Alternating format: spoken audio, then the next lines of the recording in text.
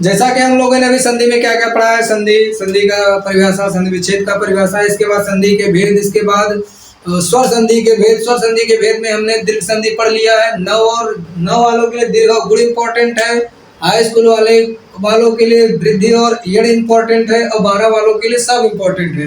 तो इसलिए 12 वाले भी पढ़े इसे ध्यान से, 9 वाले 10 वाले सब लोग पढ़ लीजिए, कोई दिक्कत नहीं है। चलिए देखिए, गुण संधि का परिभाषा क्या होता है। जब अ या आ के बाद क्या है, अ या आ कब आएगा, ये संधि के प्रथम पद के अंतिम वर्ण में अ या आ है, तथा दूसरे पद के प्रथम पद में क्या, प्रथम वर्ण में क्या है, छोटी ई, उ या री।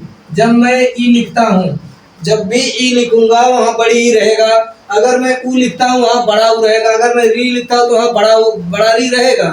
तो इन सब के बाद आए तो क्रमशः क्या हो जाएगा, ए ओ अर हो जाएगा, ए ओ अर हो जाएगा। इसका एक शॉर्टकट परिभाषा ऐसे भी होता है, अ या आ के बाद क्या है,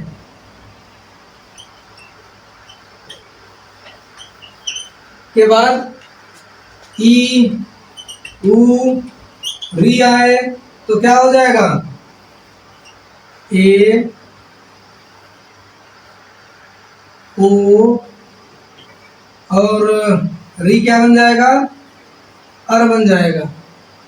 ये दोनों, ये परिभाषा आपका, ये परिभाषा तो मूलतः है और ये आपका ट्रिक है। दोनों लिख लीजिए, उतार लीजिए, इसके बाद मैं आगे बढ़ाता हूँ। हुआ तो आप लोग उतार लिए। अब देखिए उदाहरण देखिए, जैसे महेश, महेश का क्या हो जाएगा, महाधन ईश। हमें यहाँ क्या मिला, सूत्र के अनुसार हमें यहाँ आ मिला, यहाँ क्या मिला, ई मिला, तो दोनों मिलकर के क्या हो जाएंगे, ए हो जाएंगे, महेश हो गया। अब देखिए जैसे महाधन इंद्र, अगर ऐसा आपके सामने आएगा तो आप क्या करेंगे, सबसे पहले देखेंगे संधि के प्रथम पद के अंतिम वर्ण में क्या आया है, तो आ आया है, और संधि के दूसरे पद के प्रथम वर्ण में क्या आया है, ई आया है, लिख लीजिए। अब अ और ई मिलकर के क्या बनता है, ये बनता है, तो हमें ए का मात्रा किस पर लगाएंगे, ह पर लगाएंगे, तो क्या हो जाएगा, महेंद्र हो जाएगा। क्या हो जाएगा, महेंद्र हो जाएगा। ऐसे ही देखिए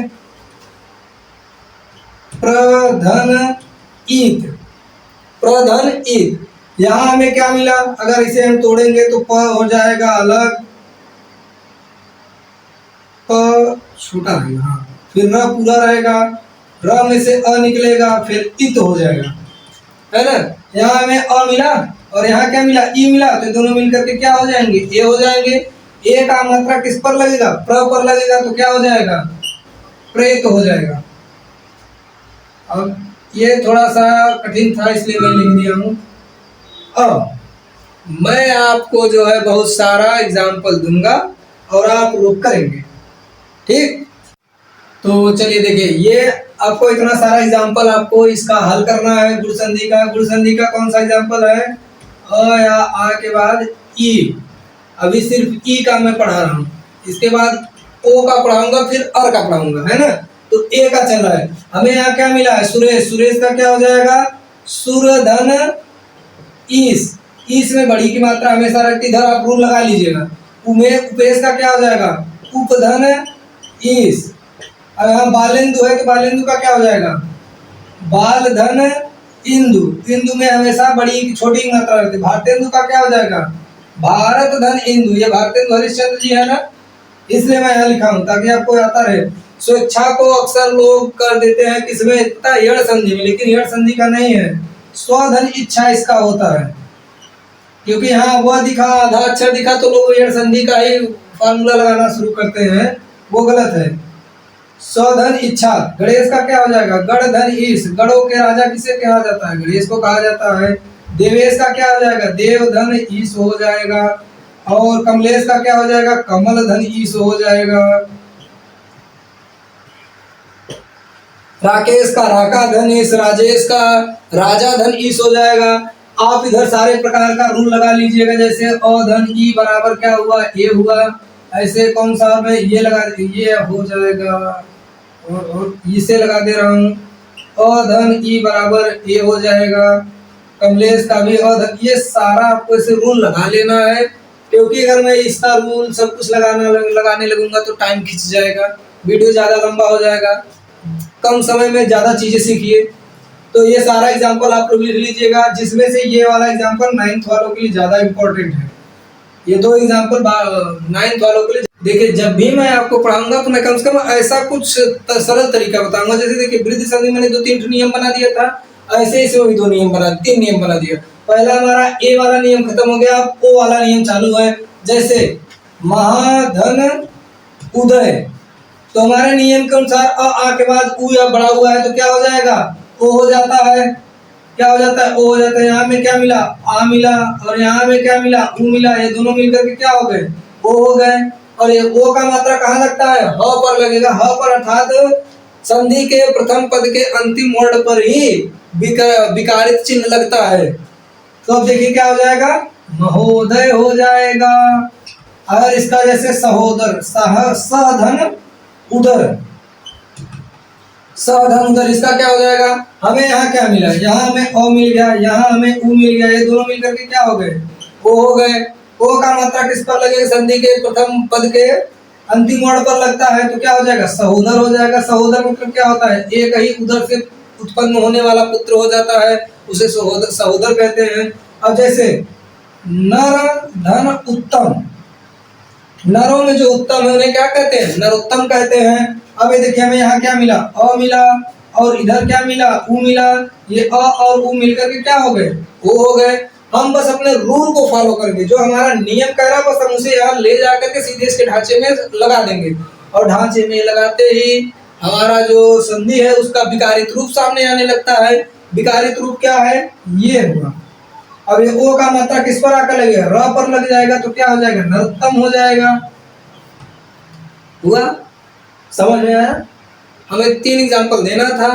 अब एग्जाम्पल मैं कहाँ दूंगा, अब सारा, अब बहुत सारा एग्जाम्पल दे रहा हूँ, अब आप लोग करिए, इसे नोट डाउन। तो अब आप सबके सामने इतना ये सारा एग्जाम्पल आ चुका है ना। इस एग्जाम्पल को आप जल्दी जल्दी नोट डाउन करके अपने कॉपी में उतार लीजिए, लिख लीजिए और हल कर दीजिए।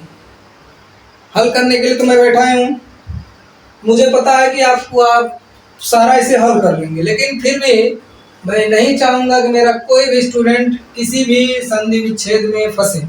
इसलिए जैसा कि देख रहे हैं, आपको एग्जाम्पल इतना सारा दे दिया गया है। अब एक एग्जाम्पल आपको करना है, लेकिन आपकी सहायता के लिए मैं इसे एक बार हल कर दे रहा हूँ। मुझे पता है कि आधे से ज्यादा लोग इसे हल कर लेंगे एक बार देखते ही। तो देखिए, प्रोत्साहन का क्या हो जाएगा, प्रधन उत्साहन हो जाएगा। हमें सिर्फ और सिर्फ अपने नियम को ध्यान में रखना है, अदरवाइज हमें कुछ नहीं लेना है। यहाँ से हमें प्र में से अ मिला और इधर से उ मिला, ये दोनों क्या हो गए, ओ हो गए, जो कि यहाँ हमें ओ दिख रहा है। लोकोपचार का क्या हो जाएगा, लोक धन उपचार हो जाएगा। उपचार होता है, लोका उपचार नहीं होता है, लोक उपचार होता है। जैसे परोपकार, पर धन उपकार होगा, परा उपकार नहीं होगा, पर धन उपकार होगा। हमें अक्सर अक्सर आधे से ज्यादा बच्चे ये पूछते हैं, सर आपको कैसे पता है कि यहाँ अ का मात्रा लगेगा, यहाँ बड़ा का मात्रा लगेगा, किसका मात्रा लगेगा, आपको कैसे पता। तो मुझे सच में नहीं पता होता है, लेकिन जब संधि बताया जाता है उसमें कहा जाता है सार्थक वर्णों का मेल हो। सार्थक का मतलब होता है उसका कोई अर्थ निकले। तो पर का कोई अर्थ निकलता है, पर मतलब दूसरा होता है, और परा मतलब क्या होता है, वही पापा की परिपरा करोगे तो नहीं होगा ना, तो पर होता है, लोका नहीं होता है, लोक होता है ना। अब देखिए, रोगोपचार का क्या हो जाएगा, जिस रोग का उपचार हो जाएगा, रोग धन उपचार। और यहाँ वीरोचित का क्या हो जाएगा, वीर धन उचित। उचित में हमेशा छोटा मात्रा रहता है। हितोपदेश का क्या हो जाएगा, हित धन उपदेश। अब आप लोग ये मत कहना कि सर जी यहाँ इसको नियम को भी लगाना है, नियम आप अपने पास से लगा लीजिए। सब कुछ है, ये आपको दिख रहा है, अ और उ दिख रहा है, सिर्फ वहां लगा करके ओ बनाना है। जल उर्मी का क्या जगह, ये थोड़ा हार्ड है लेकिन फिर भी सबके लिए सरल होगा। जल धन, उर्मी का मतलब होता है तरंग, वह तरंग जो जल में उत्पन्न हो रहा हो। उर्मी का मतलब होता है तरंग, जल धन उर्मी, और उर्मी में हमेशा बड़ा उपमात्रा रहता है। नवड़ा का क्या हो जाएगा, नव धन उड़ा, उड़ा मतलब शायद दुल्हन होता है, वह दुल्हन जो भी नई नई आई उसे नवड़ा कहते हैं। महोत्सव का क्या हो जाएगा, महाधन उत्सव हो जाएगा। और यथोचित का क्या हो जाएगा, यथा हमेशा यथ नहीं रहता है, यथा होता है, यथा धन उचित। गंगोर्वी का क्या हो जाएगा, गंग, गंगा धन उर्मी होता है, गंग कोई शब्द नहीं है, गंगा होता है। ये मत कहना कि भारतेंदु हरिश्चंद्र का कई वचन सुधार, जिसे कभी गंग ने लिखा है, तो गंग मतलब वो नाम हो सकता है गंग, लेकिन गंगा नाम होता है, शुद्ध ये है ना। तो आप देख लीजिए, उतार लीजिए, फिर हम आगे बढ़ते हैं अगले नियम पर। अब देखिए गुण संधि का ये तीसरा नियम है, तीसरा, इसके बाद गुण संधि खत्म, फिर हम चलेंगे वृद्धि संधि पर। गुण संधि में क्या कहा गया है इस तीसरे नियम में, कि जब अ या आ के बाद री आए तो री किस में बदल जाएगा, अर में बदल जाएगा। तो हमें यहाँ क्या मिल रहा है, आ मिल रहा है, और यहाँ क्या मिल रहा है, री मिल रहा है। तो किस में बदल रहा है, अर में बदल रहा है, अर में बदल रहा है। तो ये जो आधा ह है, यहाँ से जब हम इसे हटाएंगे, चलिए इसको समझाने के लिए हम थोड़ा सा यहाँ क्या कहते हैं, समझाने के लिए थोड़ा सा एक अलग से जगह जगह देते हैं, ठीक ना। यह देखिए, हम जब म को अलग करेंगे और ह को अलग करेंगे, ह हलंत में हो जाएगा, मतलब इसका ह बाधा हो चुका है। यहाँ से ह में से क्या निकल गया, स्वर बाहर निकल गया और ऋषि बच गया है ना। नियम के अनुसार जब मतलब अ या ऋषि आएगा तो क्या बन जाएगा, अर बन जाएगा। ये जो ह आधा हुआ था, ये अ जाकर किस में जुड़ जाएगा, ह में जुड़ जाएगा, तो ह पूरा हो जाएगा, ह पूरा हो जाएगा और ये री गायब हो जाएगा। और यहाँ आधा र बचा हुआ है, ये आधा र उड़ करके किस पर चला जाएगा, स पर चला जाएगा, है ना। ये समझने के लिए था।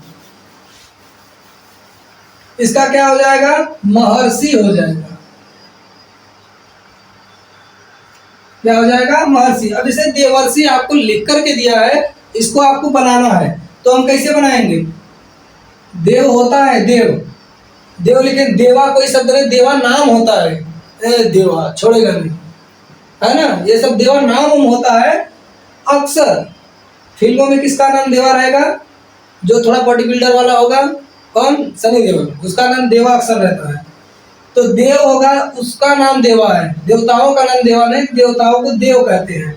देवधन, अब यहाँ में क्या मिला, अ मिला है, यहाँ अ मिला है, तो इसका मतलब ये है कि साइड जो उड़ंतुआ र है, ये री रहा होगा कभी, तो हमने री लिख दिया।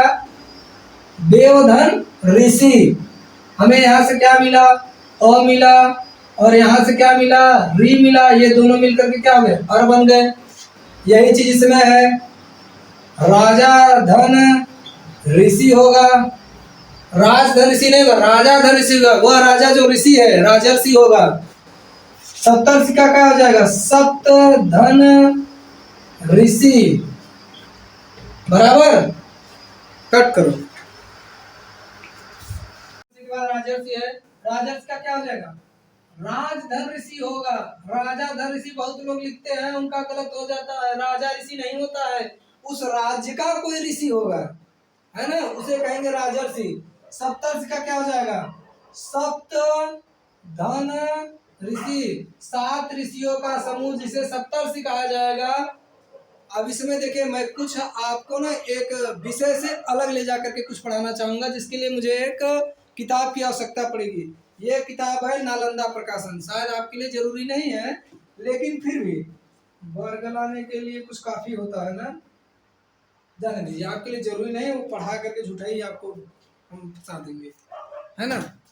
तो नोट डाउन कर लीजिए, 9 वालों का संधि खत्म, और ये 12 वालों के लिए भी जरूरी है, हाई स्कूल वाले के लिए भी जरूरी है, 11th वालों के लिए भी जरूरी है, तो सब लोग आप लोग नोट कर लीजिए।